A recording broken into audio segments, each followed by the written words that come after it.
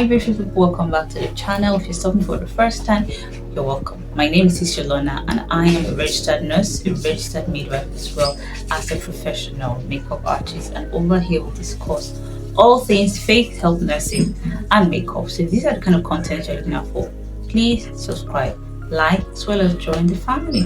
Now, like I said, we're looking at vulvovaginal itching as well as discharge. Now, vulvovaginal itching is simply form of itching that takes place in the vulva, and by vulva I mean the external female genitalia as well as in the vagina. Now, this itching is usually accompanied with discharge, varying discharge, which could be as a result of infectious or non-infectious inflammation of the skin. And I know this can be very uncomfortable, especially since the itching is no respecter of persons and it can occur at any point in time, even in public places. You can feel the urge to itch. Now, ideally, every woman experiences discharge, vaginal discharge, and this vaginal discharge vary in its color, vary in its consistency, all through the period of the woman's life, which is actually normal. But sometimes when you now start experiencing this discharge with some certain symptoms,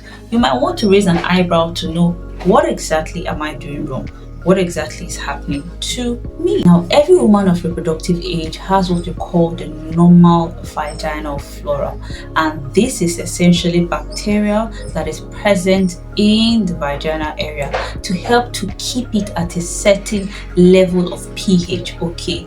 And this is very normal, especially because it helps to prevent the proliferation of bacterial pathogens. But there are certain factors that could alter this balance, alter this pH level, which I'm going to talk about in this video. The first factor I want to talk about that could cause itching as well as abnormal discharge is the intake of antibiotics. Now, antibiotics simply work by reducing bacterial load, and like I've already explained as regards the normal vaginal flora, once someone is taking antibiotics for a certain long period of time or duration, it has the chances of altering the pH in the vagina, and in altering the pH of the vagina, it could predispose the person to having, itching as well as discharge. Another predisposing factor is douching. In douching, you are inserting feminine products into the vagina, and this could alter the pH of the vagina,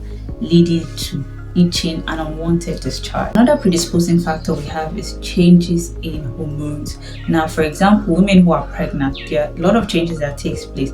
Also, we have changes in the immune system, and these changes in the immune system usually occurs to help preserve the life of the newborn, and in so doing, the pH of the vagina could be altered, thereby predisposing the woman to infection, of which you have itching and abnormal discharge. Also, another factor we have is the use of tampons or the use of vaginal pastries. There could also be compromised immune system or immunity in individuals that have conditions like diabetes. Now that we know the predisposing factors, what are the causes of this? The causes of this, I would like to differentiate into the infectious causes as well as the non-infectious causes. Now, for the infectious causes, we have a lot of them. They include BV, Trish, as well as Candida, and so on. But I want to talk about just these three. Now, in bacterial vaginosis, which I call the BV, it is a condition whereby the woman experiences vaginal discharge, which is abnormal. And this vaginal discharge has a certain grayish or sometimes greenish appearance, okay?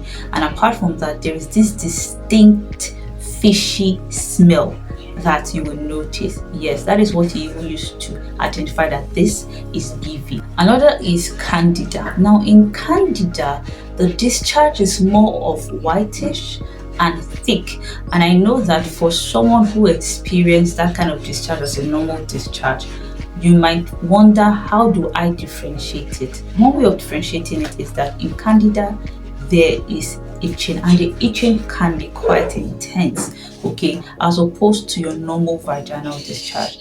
Now, apart from that, we also have chlamydia, we also have like I said, trichomoniasis, we also have gonorrhea. When it comes to the non-infectious causes, they generally include those things that could trigger irritation of the skin in that area. Things like menstrual pads, use of feminine products, use of wet underwear or a not completely dried underwear, also the use of latex condoms, laundry soap, bath soap, whatever the case may be. As far as it irritates that region, it could lead to itching and also discharge. Now, what are the symptoms? The symptoms will normally include a change in the normal color, consistency, as well as texture of the vaginal discharge. Also, there could be painful urination, painful sexual intercourse, as well as itching or burning pain. Diagnosis is very important in order for you to identify the actual cause of your itching as well as your discharge, and this could only be carried out through laboratory investigation as well as physical examination. Treatment is actually tailored to the actual cause of it. For example, in people whose cause of the itching is as a result of bacterial vaginosis, definitely antibacterial medications can be started on them. So likewise, someone who has candida, then antifungal medication can be started on them. Now, apart from this, there are certain means of avoiding this from taking place, because like I said, you have the infectious and non-infectious causes of this condition or symptoms. So there are certain means you can carry out at home to prevent you from coming down or experiencing this kind of symptom. Now, one thing I would say is avoid putting on a wet or not completely dry underwear. Ensure your underwear is completely dry before putting it on. Avoid douching. Okay, please, the vagina cleanses itself by itself. Avoid douching. All you can do is to wash that area with a non-scented soap and you're good to go. When I mean that area, I mean the vulva, not the vagina. Nothing should go into the vagina like soap and all that. Okay, so avoid douching. And one thing I would say is, even when you're using a non-scented soap in bathing the external genitalia, you have to be observant to know if you're that kind of person that even using bar soap at the external region irritates you. If it irritates your skin, then just use water. Put on breathable underwear or undergarment. Also, avoid spraying perfumes or anything scented in that region. It has a particular smell to it and it should remain that way. The smell is not a bad smell. If it is a natural smell, it's not a bad smell. And finally, I would say when wiping, ensure you wipe from front to back as opposed to moving from the back to the front, because you want to avoid cross infection. And with that, I've come to the end of this video. I do hope you were able to learn from it. Please, if you have any questions, let me know in the comment section below. Until I see you next time, bye lovelies, and God bless you.